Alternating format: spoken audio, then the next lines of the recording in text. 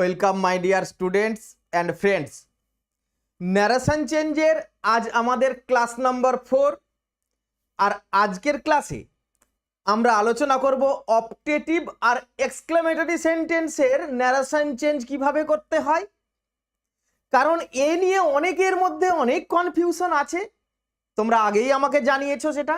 আর শিখব ভোকেটিভস মানে সম্বোধন করে যে সেন্টেন্সগুলো দেওয়া থাকে সেগুলোরই বা ন্যারেশন চেঞ্জ কেমনভাবে করতে হয়। আশা করছি তুমি এই অপটেটিভ সেন্টেন্স বা এক্সক্লেমেটরি সেন্টেন্স কোনগুলো জানো। তাহলে দেখো, আমি কোয়েশ্চেনটা তোমাকে দেখাচ্ছি।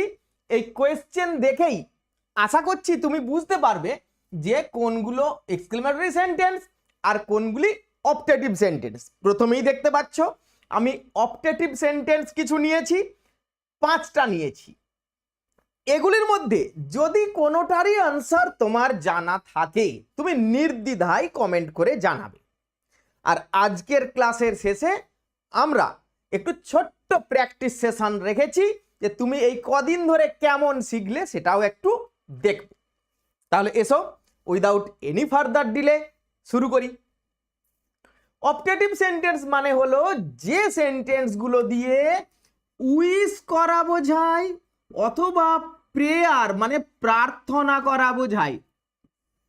এই সেন্টেন্সগুলি in modern English they are already included in imperative sentence. ওই জন্য তুমি একেবারে নতুন, বিশেষ করে ইংলিশ মিডিয়াম স্কুলের যদি কোনো গ্রামার বই দেখে থাকো দেখবে ওখানে সেন্টেন্স বলা আছে 4 রকম। মানে এই অপটেটিভটাকে ইম্পারেটিভের মধ্যেই ধরে ফেলা হয়।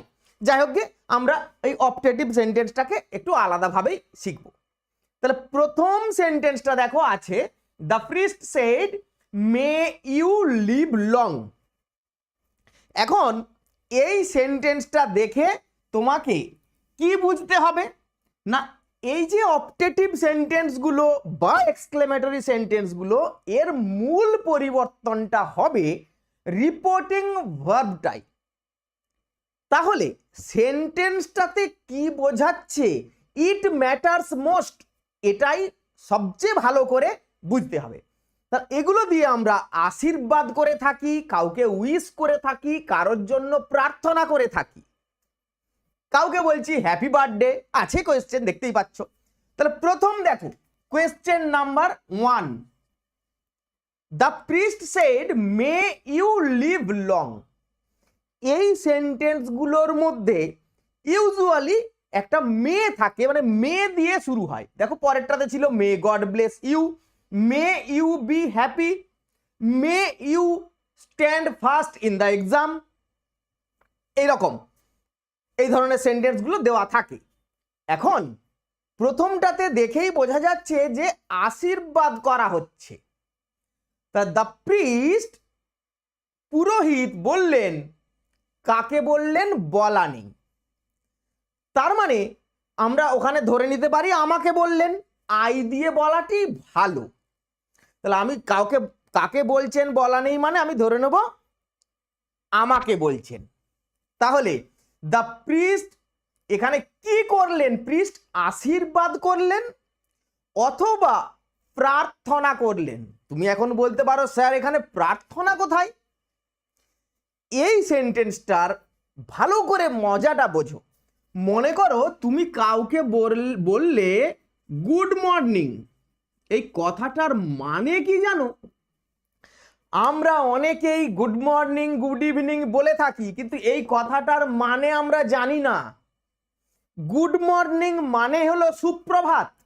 মানে যখন তুমি আমাকে বললে দেখে স্যার গুড মর্নিং, মানে স্যার সকালটা ভালো।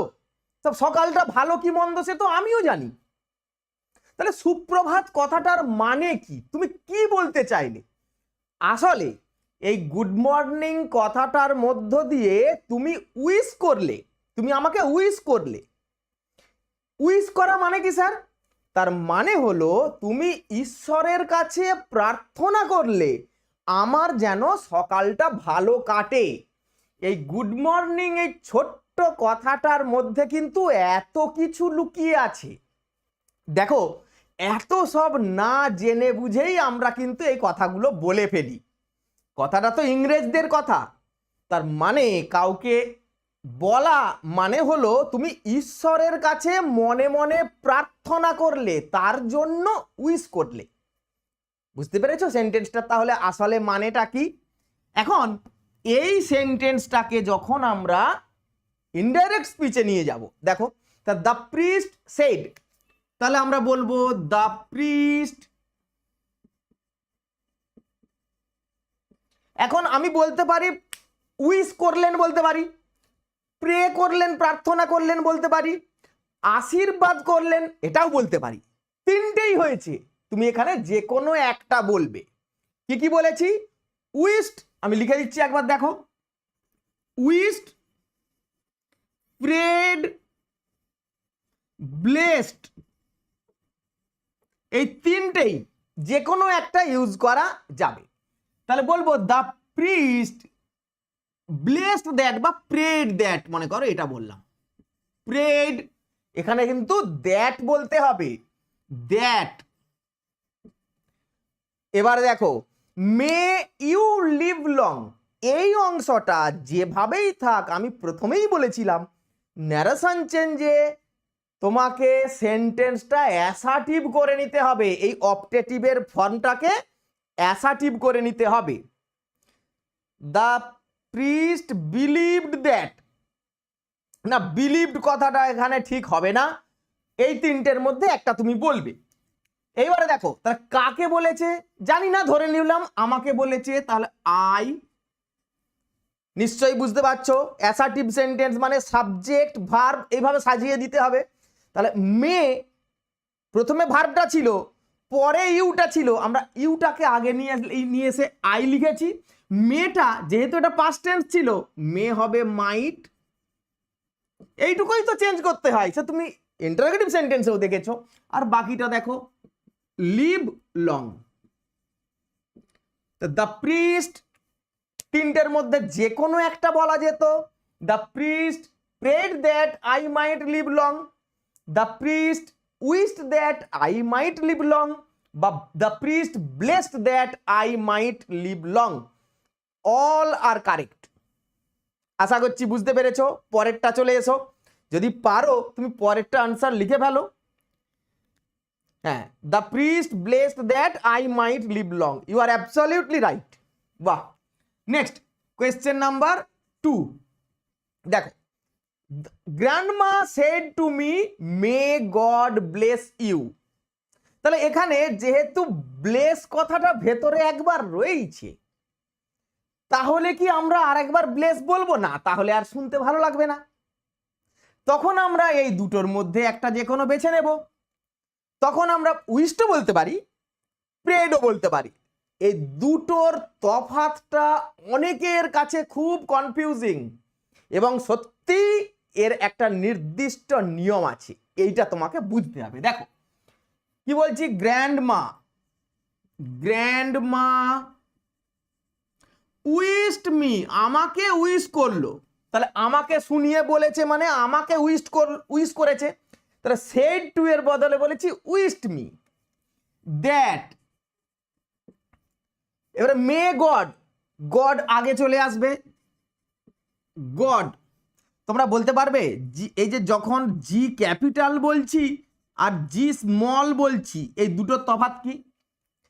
যখন ঈশ্বরকে বোঝাবে তখন অলওয়েজ জিটা ক্যাপিটাল হবে, সেন্টেন্সের শুরুতে থাক, মাঝখানে থাক, শেষে থাক। কিন্তু সেন্টেন্সের মাঝখানে যদি জি স্মল লেটার হয় তখন অন্য কোনো একটা দেবতাকে বোঝায়।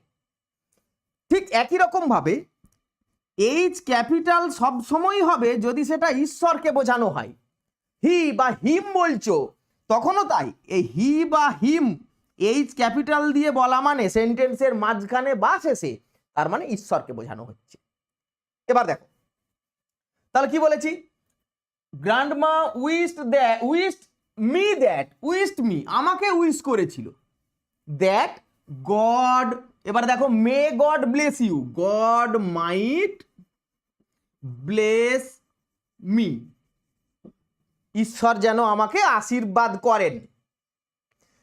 মজার ব্যাপার হলো তুমি যদি এখানে এই উইশডের বদলে প্রেড বলো, তখন কি হবে দেখো, তখন বলতে হবে গ্র্যান্ডমা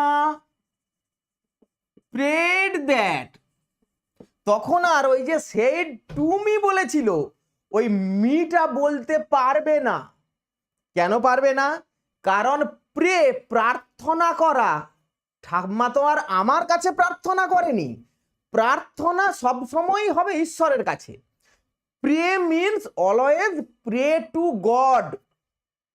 ওই জন্য প্রে বললে তুমি তারপরে গড ছাড়া আর কিছু বলা যায় না, ওখানে মি বলা যাবে না। আশা করছি বুঝতে পেরেছো আমার কথা। তাহলে উইশ বললে কাকে উইশ করছে সেটা বলা যাবে। আবার দেখো এই যে বলেছি গ্র্যান্ডমা উইশড মি, এটাকে আরেক রকম ভাবে বলা যায়, wished for me, prayed for me বলতে পারো, আমার জন্য প্রার্থনা করেছেন সেটা বলতে পারো, কিন্তু প্রেড টু মি কখনোই বলা যাবে না। তাহলে গ্র্যান্ডমা প্রেড ওই ফর মিটা না বললেও চলে, বললেও চলে। প্রেড দ্যাট, এবারে বাকি অংশটা বলবে গড। তাহলে এখানে যাকে বলেছিল তার কথাটা এখানে চলে আসবে, গড মাইট ব্লেস মি। এখন প্রশ্ন হলো স্যার যদি থাকতো কোয়েশ্চেনটা ভালো করে দেখো, grandma said to Anupam, grandma অনুপমকে বলেছিল, তাহলে এখানে তুমি অনুপম বলছো না, প্রেড যখন বলছো তখন কি হবে স্যার? না তখন হবে grandma prayed that God might bless Anupam. তখন এই যে জায়গাটায় অনুপমের নাম চলে যাবে, অনুপম। বুঝতেই পেরেছো? খুব ইজি ব্যাপার। আর তুমি যদি প্রেড ফর অনুপম, তখন এই যে নাউন বলে দিয়েছো, তখন এখানে প্রোনাউন বলবে। এই তো ব্যাপার। আশা করছি বুঝতে কোনো অসুবিধা হচ্ছে না। কোনখানে মাইট হবে? Grandma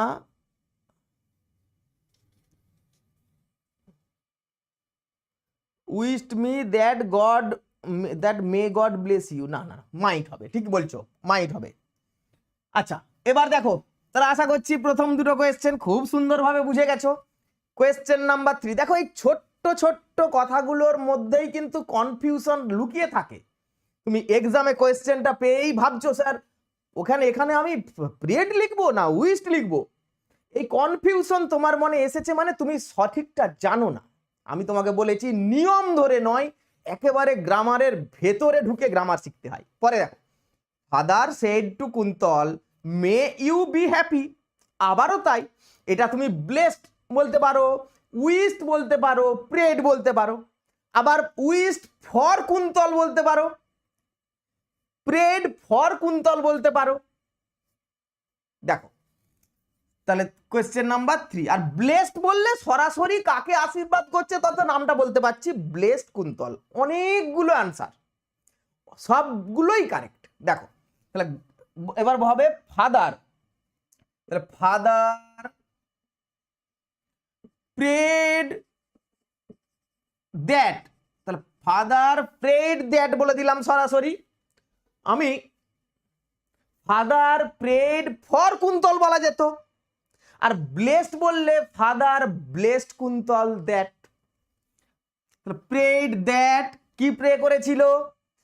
May you be happy, তাহলে ইউটাকে সাবজেক্ট বলতে হবে কুন্তল, মাইট বি হ্যাপি, মেটা হবে মাইট, সাবজেক্ট আর ভার্বটা শুধু ওই 1 2 পজিশনটা চেঞ্জ করে নিয়েছি, বি হ্যাপি। তুমি আনসার লিখতে গিয়ে বিন্দু মাত্র তোমার কনফিউশন যদি আসে, তার মানে তোমার শেখার মধ্যে কিছু গলদ আছে। পরের কোয়েশ্চেন দেখো, কোয়েশ্চেন নাম্বার 4। তাহলে তোমরা কি করবে না, আমি যতগুলো অপশন বললাম, যত রকম ভাবে আনসার লেখা যায় সবগুলোই খাতায় লিখে রাখবে।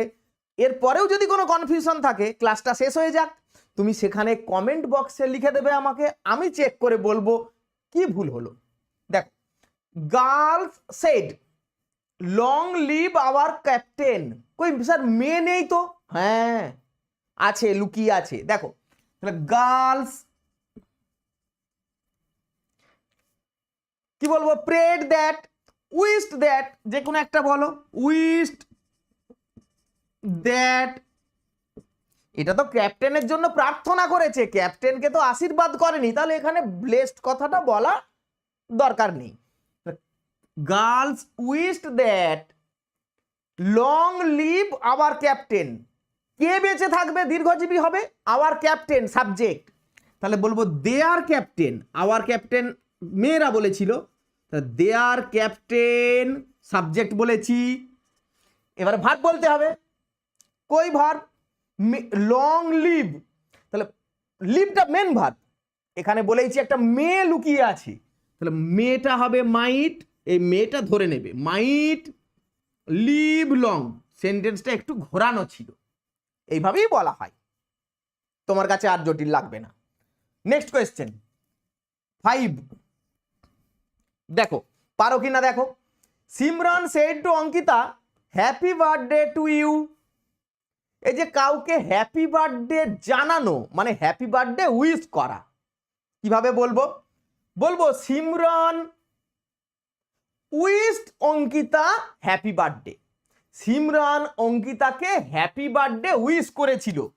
দেখো খুব সহজ, Simran wished Ankita happy birthday,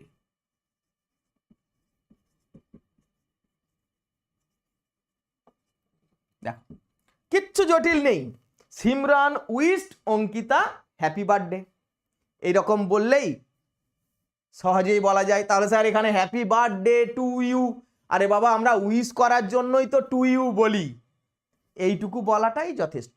এইভাবে গ্রিট করা, এটা আসলে একটা ভোকেটিভ, আমি এটাকে এই অপটেটিভ সেন্টেন্সের মধ্যে দিয়েছি। তাহলে এবার এসো আমরা পরের সেটে চলে যাই। তোমার যদি বুঝতে কোনোটা অসুবিধা থাকে তুমি আমাকে কমেন্ট করে জানাও, আমি এক্ষুনি তোমাকে আবারও সেটা বুঝিয়ে দেব। যদি কোনোটা আবার একবার এক্সপ্লেন করার প্রয়োজন হয় নিশ্চয়ই আমি সেটা এক্সপ্লেন করে দেব। তাহলে দেখো ধরেই নিচ্ছি যে তোমরা বুঝতে পারছো, যদি কোনো অসুবিধে না হয়ে থাকে, ভালোভাবে বুঝে থাকো, তাহলে অবশ্যই একটা ইয়েস লিখে দেখাও, আমি তাহলে বুঝে যাব যে তোমার কোনো অসুবিধে হয়নি।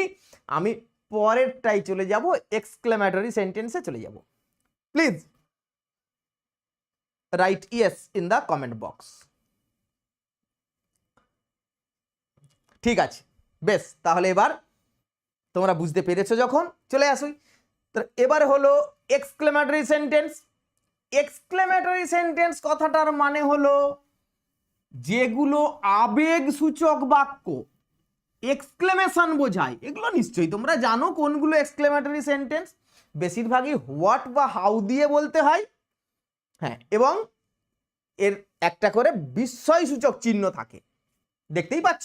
দেখো সানিয়া সেড, যদি প্রথমে বিস্ময় সূচক চিহ্ন থাকে তাহলে পরের অংশটা সাধারণত অ্যাসার্টিভ ফর্মে থাকে, ফুল স্টপ দেওয়া থাকে। আবার দেখা গেল প্রথমে একটা ইন্টারজেকশন বলি আমরা এগুলোকে, ইন্টারজেকশন দিয়ে নোট অফ এক্সক্লেমেশন আছে, বিস্ময়সূচক চিহ্ন আছে, আবার তার পরের অংশটাও হোয়াট বা হাউ দিয়ে আবার এক্সক্লেমেটরি ফর্মে লিখে আবারও বিস্ময়সূচক চিহ্ন দেওয়া আছে, থাকতেই পারে, কোনো অসুবিধে নেই তাতে। আমরা দেখো এবারে আসছি আমরা কোয়েশ্চেন নাম্বার 6। কি ছিল? সানিয়া সেড অ্যালাস, হাই হাই, Meera has broken her leg, Meera পা ভেঙে ফেলেছে। তাহলে সানিয়া দুঃখ প্রকাশ করলো, তাহলে এক্সক্লেমেটরি সেন্টেন্স মানে সাডেন আউটবার্স্ট অফ ইমোশন, হঠাৎ করে কোনো আবেগের বহিঃপ্রকাশ ঘটে, এজন্য আমরা এক্সক্লেমড শব্দটা ইউজ করব। Exclaimed with joy, exclaimed with joy, exclaimed in grief, exclaimed with sorrow, exclaimed with surprise.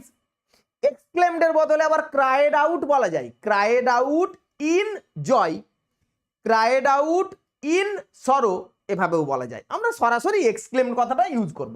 তাহলে দেখো সানিয়া exclaimed এলাস বলেছিল হাই হাই, তার মানে এক্সক্লেমড উইথ সরো, তাহলে এক্সক্লেমড উইথ সরো। তুমি এক্সক্লেমড উইথ গ্রিফ কথাটাও বলতে পারতে, গ্রিফ মানেও দুঃখ, দুঃখের সাথে বলে উঠলো, কি বলে, ওই যে এলাস কথাটার জন্যই কিন্তু এক্সক্লেমড উইথ সরো এসেছে, আর এলাসটা বলবে না, কি বলে উঠলো যে Meera has broken her leg, তাহলে এই অংশটা আমাকে অ্যাসার্টিভ করে দিতে হবে।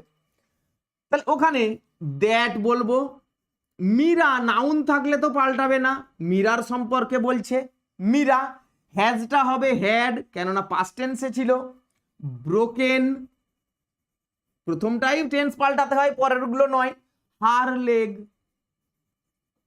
সব সময় শেষে ফুল স্টপ দেবে, অন্য কোনো পাংচুয়েশন মার্ক নয়। দিস, আচ্ছা হয়েছে তাহলে ব্রোকেন হার লেগ।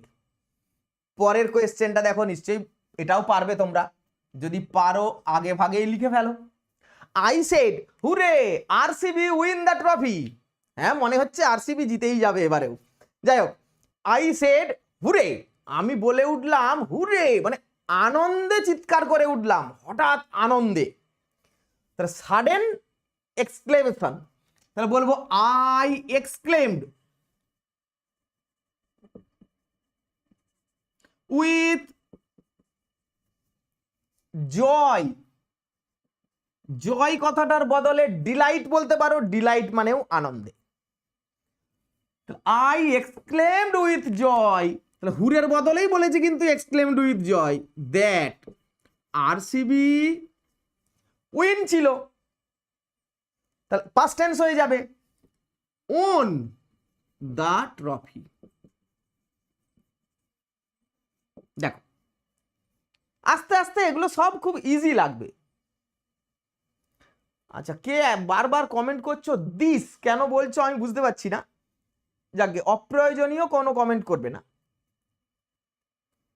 তুমি তোমার হয়তো হতে পারে আমার হয়তো লিখতে বা বলতে কিছু একটা মিস করে গেছি, তুমি তাহলে পুরো সেন্টেন্সে সেটা বলো প্লিজ। আচ্ছা দেখো, Tina said wow what a beautiful garden, তাহলে এই বলাটার উদ্দেশ্য কি, সে অবাক হয়ে গেছে, আবার এমনও বলতে পারো সে খুব আনন্দ পেয়েছে, এক্সক্লেমড উইথ জয়ও হতে পারে, এক্সক্লেমড উইথ সারপ্রাইজও হতে পারে। তাহলে বলবো দেখো 8 কি ছিল, টিনা, তাহলে টিনা ক্রাইড আউট বলতে পারো, এক্সক্লেমড উইথ সারপ্রাইজ। আচ্ছা এখন যদি তুমি তোমার মনে প্রশ্ন আসে স্যার এক্সক্লেমড ইন সারপ্রাইজ বললে কি হয়, এক্সক্লেমড বললে ইউজুয়ালি উইথ দিয়েই বলা হয়, এক্সক্লেমড কেউ যদি ভুল করে এক্সক্লেমড ইন সারপ্রাইজ বলে ফেলো, খুব বেশি ভুল হচ্ছে এমন বলবো না, কিন্তু ঠিকঠাক বলবে, exclaimed with surprise, exclaimed with amazement, cried out in surprise, এরকম বলবে, এক্সক্লেমড উইথ সারপ্রাইজ দ্যাট, তাহলে ওয়াও ছিল ওর জন্য এক্সক্লেমড উইথ সারপ্রাইজ বলেছি, হোয়াট আ বিউটিফুল গার্ডেন, মনে রাখবে হোয়াট অথবা হাউ দিয়ে যে সেন্টেন্সটা থাকবে, যখন আমি এটাকে অ্যাসার্টিভ করব, এই হোয়াট আর হাউটা যখন উঠে যাবে একটা ভেরি এরকম কথা আসবে, that what a beautiful garden, বলবো দা, ভালো করে দেখো দা গার্ডেন বলছি, দা গার্ডেন ওয়াজ ভেরি বিউটিফুল, তো এখানে সাবজেক্ট কি ছিল, কার সম্পর্কে বলেছে, গার্ডেন সম্পর্কে বলেছে, দা গার্ডেন, আ গার্ডেনটা দা গার্ডেন বলতে হবে, দা গার্ডেন ওয়াজ ভেরি বিউটিফুল। আবার যদি সেন্টেন্সটা আমি কল্পনা করি এমন, what a beautiful garden it is, তখন সেভাবেও বলা যাবে, তখন বলতে হবে that it was a very beautiful garden. এগুলো এক্সক্লেমেটরি সেন্টেন্সের ট্রান্সফরমেশনের ব্যাপার, তুমি আশা করি জানো, না জানলে কমেন্ট করে বলবে, আমি এই প্রত্যেকটা সেন্টেন্সের ট্রান্সফরমেশন তোমাকে শিখিয়ে দেবো। বেশ, পরের দেখো question number 9, you said how hot the day is, তাহলে এখানে কোনো ইন্টারজেকশন নেই। তাহলে রিপোর্টিং ভার্বটা কি বলবে, কিভাবে কি কারণে বলেছিল, অবাক হয়ে না আনন্দে না দুঃখে, কিভাবে কি বলেছিল যে how hot the day is, ও দিনটা কি গরম রে বাবা, কিসে বলেছিল, বিরক্ত হয়ে বলেছিল অথবা খুব কষ্ট পাচ্ছিল তাই বলেছিল। আমরা রিপোর্টিং ভার্বটা সেভাবেই বলবো, দেখো বলবো ইউ সেইড, তাহলে ইউ এক্সক্লেমড, এইবার দেখো তাহলে বলতে হবে এক্সক্লেমড ইন পেইন, তুমি যন্ত্রণায় কষ্ট পেয়ে বলেছিলে, তুমি হয়তো গরমে খুব ক্লান্ত হয়ে পড়েছিলে তাই বলেছিলে। এক্সক্লেমড ইন ফ্যাটিগ, ফ্যাটিগ মানে ক্লান্তি। আবার এমন বলতে পারো তুমি বিরক্ত হয়ে বলেছিলে, এক্সক্লেমড উইথ ডিসগাস্ট, এরকম বলতে পারো।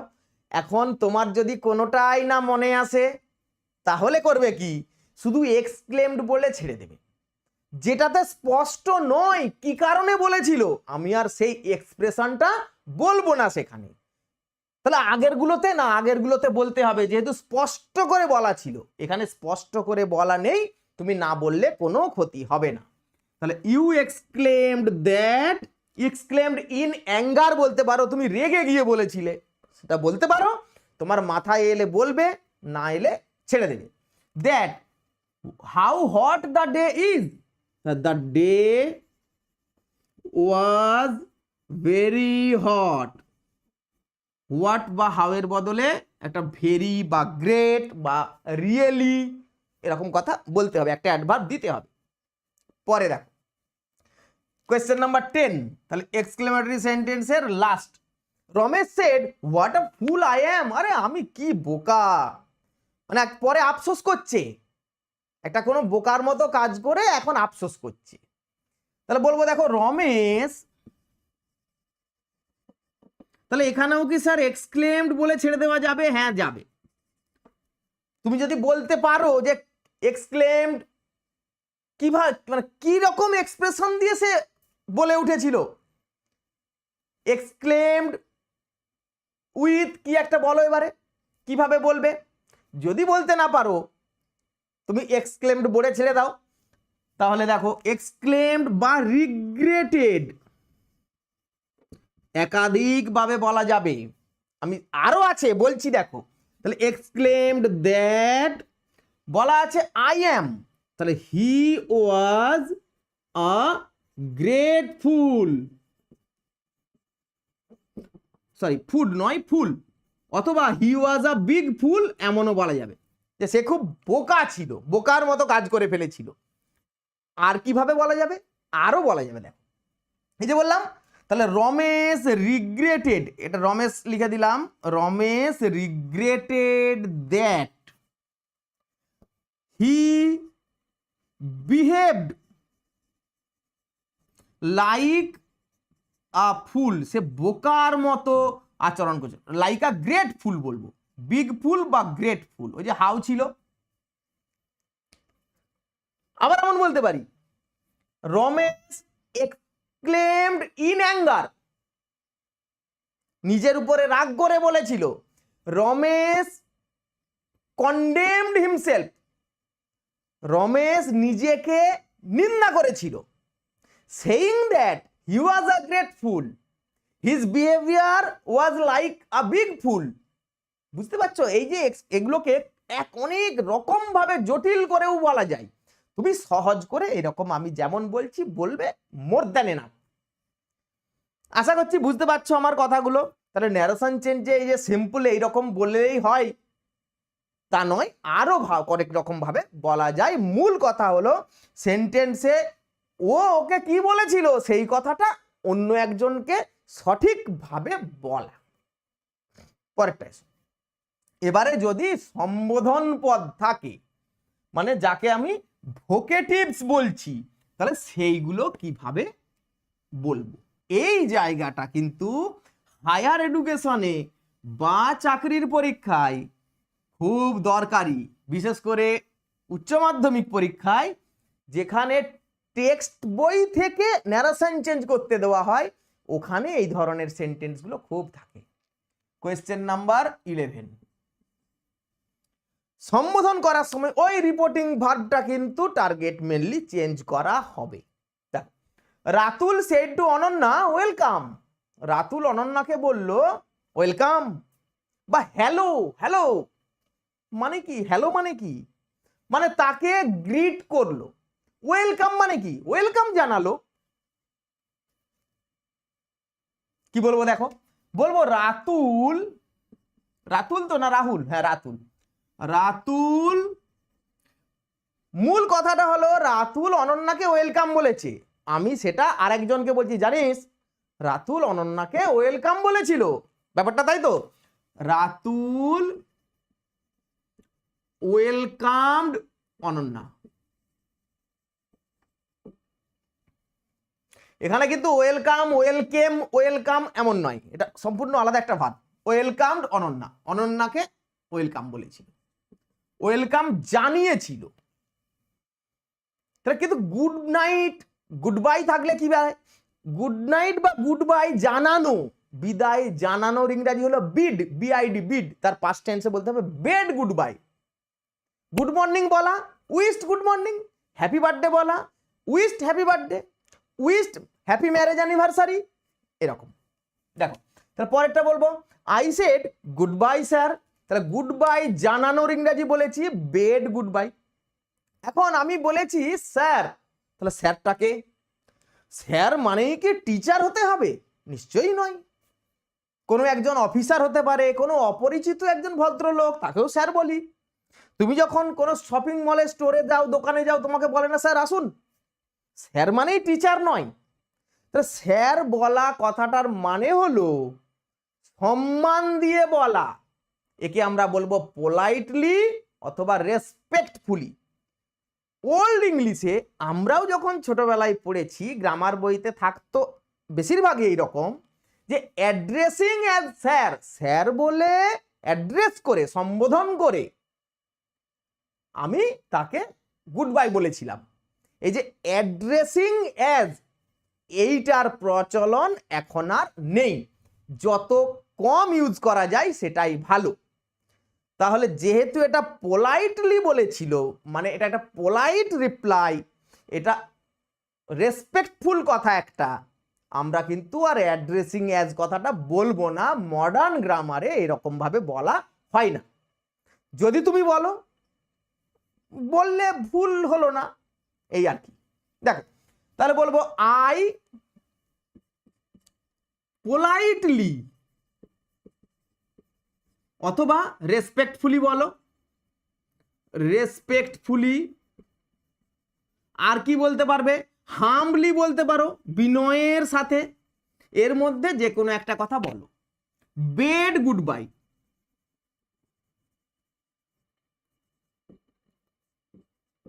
আমি বিদায় জানিয়েছিলাম। এমনও বলতে পারতে I politely bed him good bye, আমি তাকে বিদায় জানিয়েছিলাম, বিদায় বলেছিলাম, বলতে পারো। এখানে হিম অর হার একটা বললে সেন্টেন্সটা আরেকটু সুন্দর লাগে, যেহেতু ছিল না তাই আমি বলিনি। কোয়েশ্চেন নাম্বার 13,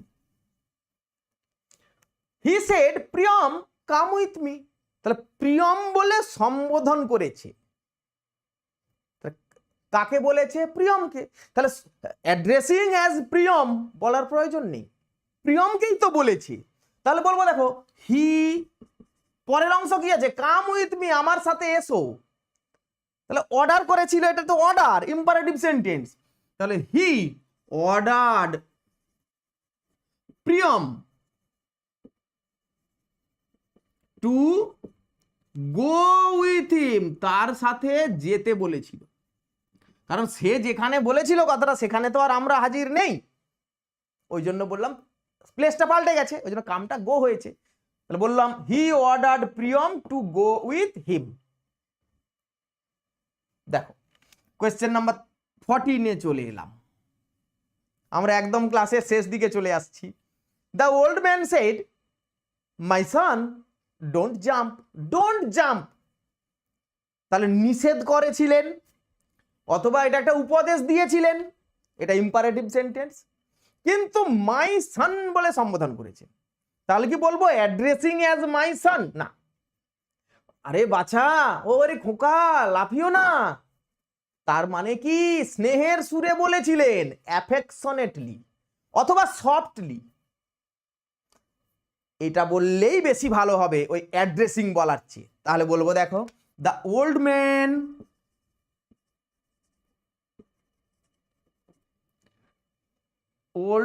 হ্যাঁ, সফটলি অথবা অ্যাফেকশনেটলি, যে কোনো একটা কথা বলো। অ্যাফেকশনেটলি বললে স্পেলিংটা এরকম, অ্যাফেকশনেটলি, অথবা বলবে সফটলি, SOFTLY। কি করেছিল? নিষেধ করেছিলেন। উপদেশ দেওয়াও একটা, নিষেধ করাটাও একটা উপদেশ দেওয়া। তাহলে ফরবেড বলবো, সফটলি, ফরবেড বা প্রহিবিটেড, ফরবেড বলাটাই বেশি ভালো হবে, ফরবেড টু জাম্প। নটটা ফরবেডের মধ্যে এসে গেল, লাফাতে নিষেধ করেছিলেন, খুব স্নেহের সাথে খুব নরম সুরে লাফাতে নিষেধ করেছিলেন, এই জন্যই মাই সান বলেছিলেন। দেখো কোয়েশ্চেন নাম্বার 15। আশা করছি আমার বলা প্রত্যেকটা কথা তুমি বুঝতে পারছো।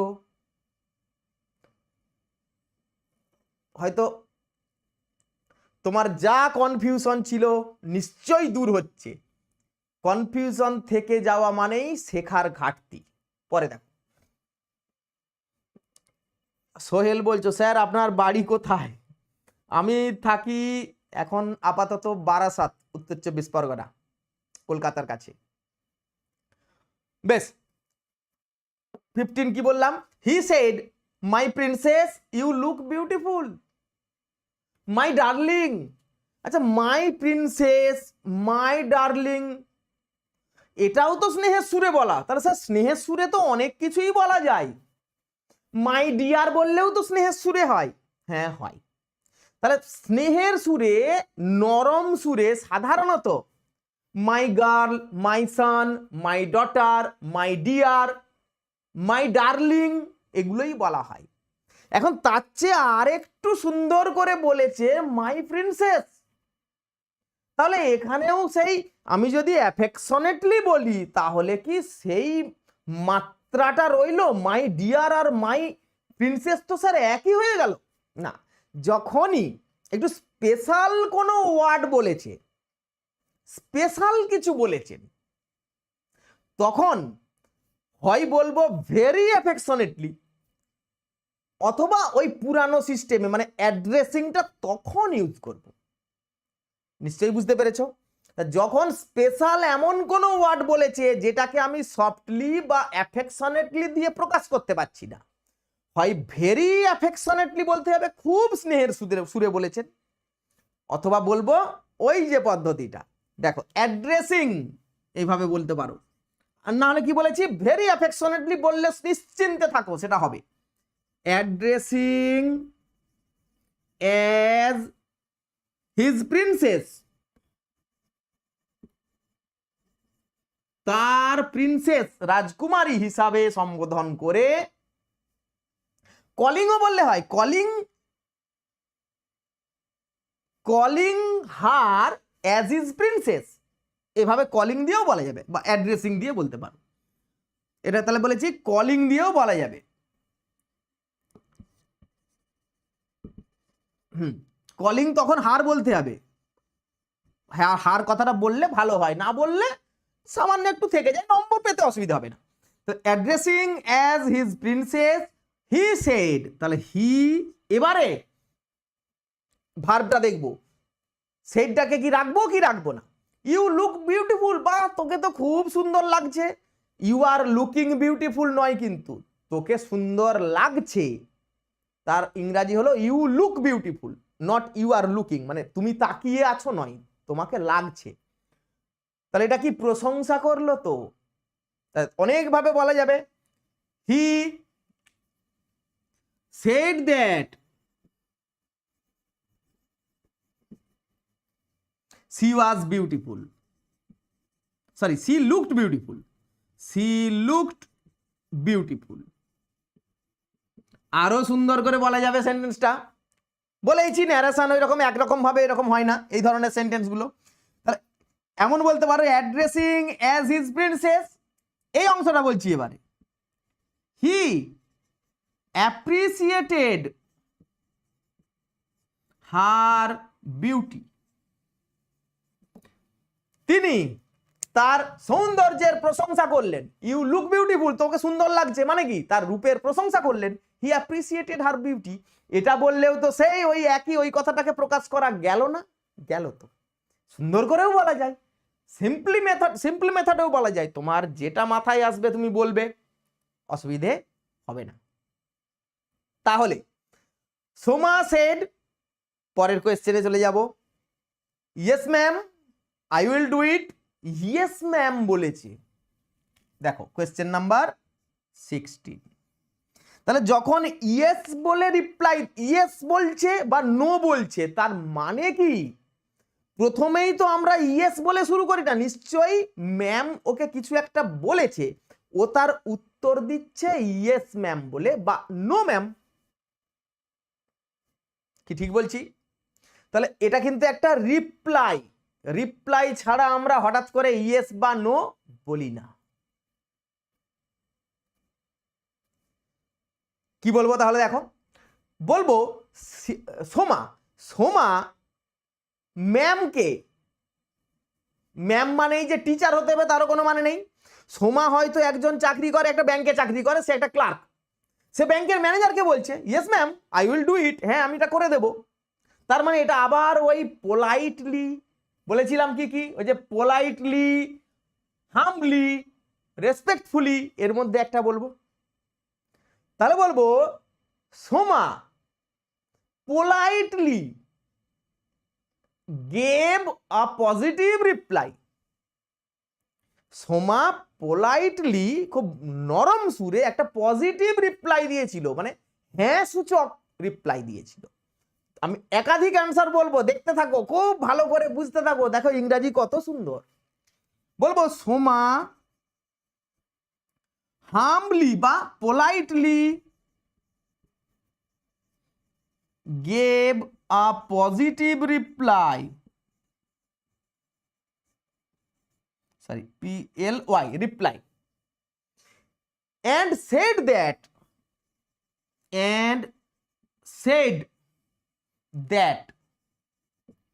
এই অংশটার বদলে আবার এমনও বলতে পারি সীমা পোলাইটলি এগ্রিড দ্যাট, দেখো সরি সীমা না Soma, Soma politely agreed that, হ্যাঁ ইয়েস বলেছে মানে কি সে রাজি হয়েছে, সে কথাটাতে রাজি হয়েছে, ওই জন্য বলছি এগ্রিড দ্যাট, সে রাজি হয়েছিল। এর পরের অংশটা দেখো আই উইল ডু ইট, তাহলে এখানেও তাই, she would do it, this থাকলে দ্যাট হয়, ইট থাকলে পাল্টায় না। তাহলে Soma politely gave a positive reply, Soma gave a positive reply politely and said that she would do it. Said that এর পরে এই অংশটা বলতে হবে, that she would do it, অথবা Soma politely agreed that she would do it. যদি no থাকতো no ma'am, তখন বলতাম Soma politely gave a negative reply, negative reply বললে হতো নো থাকলে। আর এখানে বলতাম সোমা পোলাইটলি ডিসএগ্রিড দ্যাট, অসম্মত হয়েছিল, সোমা রিফিউজড দ্যাট। তাহলে এখানে তখন এই ডিসএগ্রিড বা রিফিউজড কথাটা বলতাম। আশা করছি বুঝতে পারছো আমার কথা। Soma politely disagreed that, Soma politely refused that. তখন বলবো দেখো refused to do that. Soma বলল no ma'am I will not do it, আমি এটা করবো না। Soma refuse to do that, Soma সেটা করতে রিফিউজ করেছিল। বুঝতে পেরেছো? এভাবেও বলা যাবে। তুমি যদি ইংরেজি বুঝে থাকো, সেন্টেন্স বুঝে থাকো, তার স্ট্রাকচার বুঝে থাকো, তার সেন্সটা বুঝে থাকো, কিভাবে বলা হয়েছে, তাহলে তোমার সব সেন্টেন্সই কারেক্ট হবে। ভাষা একরকম ভাবে তো বলা যায় না, বহুভাবে বলা যায়। এখন তুমি একবার দেখে নাও আমি এবার ইরেজ করে তোমার জন্য একটা কোয়েশ্চেন আমি দিচ্ছি, এটার আনসার তুমি আমাকে কমেন্ট বক্সে লিখে দেখাবে ক্লাসটা শেষ হওয়ার পরে ভেবে চিনতে। আমি এর আনসার কমেন্ট বক্সেই দেব, তুমি পরে দেখে নেবে। তুমি আগে চেষ্টা করতে থাকো। মনে করো একটা সেন্টেন্স, হি সেড, তার কোয়েশ্চেন নাম্বার দিচ্ছি 17। হি সেড, আমি এতক্ষণ বলেছি এই কোয়েশ্চেন, নো আই ওয়ন্ট